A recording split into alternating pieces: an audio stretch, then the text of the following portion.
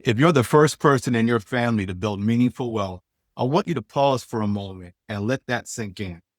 If you've exceeded that $1 million, $2 million milestone, if you think in terms of just the dividend and interest payments that you have on the amount of money that you've created can generate six-figure incomes for you and for your legacy for the duration of your lives. That's a huge impact and that's a big deal. So this is not just a milestone, but it's a transformational achievement. But at some point, a bigger question shows up.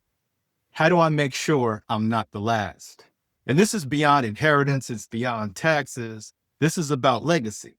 How do you make sure that the set of values and decisions and work ethic that got you to this point transfers to the next generation and beyond? Now, when you're the first to build wealth, there's a lot of other things that enter your mind. You may start to think about taking care of other family members. You may have a certain level of guilt that you are the one that was able to accumulate this wealth. And how come maybe your siblings or your cousins or your friends aren't in the same position? You also may be in a situation where you're trying to figure out how do you raise kids that are not spoiled, that value what you have in light of the fact that they have privileges that you've never experienced growing up. And that's a big confluence of all these different variables circling around in your brain that you're trying to really make sense of. And it can cause confusion, uncertainty, and anxiety. Now, this point in your life requires a different level of planning. We're not just planning based upon a spreadsheet. This goes from planning around dollars to really talking about your priorities. You become more of a steward of wealth versus a builder of wealth. And that requires a really deep analysis of what's important to you and what your values are and how the money can reflect those values within yourself and in your family and your community. So we laid these decisions out in three segments. So your personal milestones, then your children's milestones, and then milestones for the extended community, your legacy. One of the things that really struck me, and I read this not long ago, most generational wealth does not stop because of bad investments. It stops because of silence.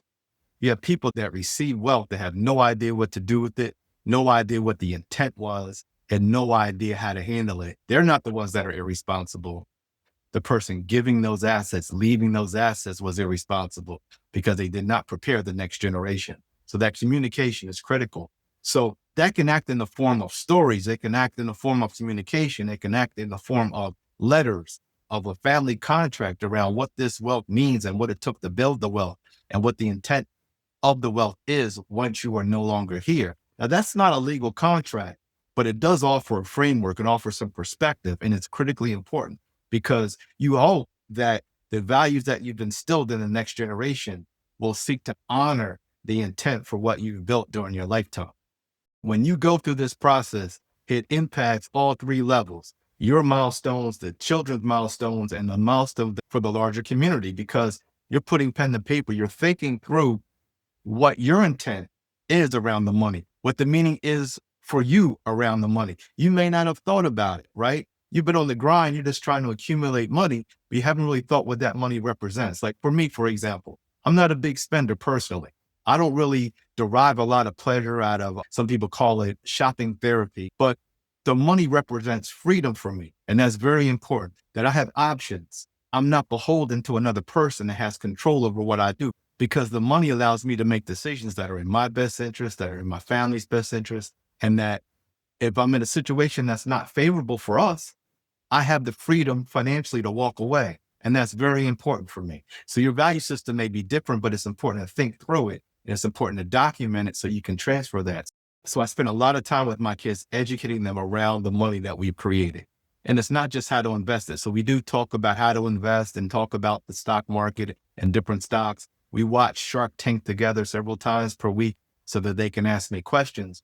But I talk to them about our family history, about the hard work of my grandfather, my grandmother, my mother, the time that we spent, the time when we didn't have all these resources and what this means. And we talk about the fact that we need to respect these resources and why, and the legacy that came before me and the legacy that I continue to plan on providing for my family once I'm gone.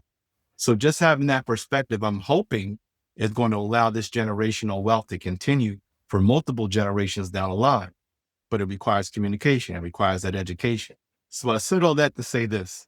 I think one of the most important things from this video is to really start to think about defining these values for yourself, defining the meaning of the money for yourself.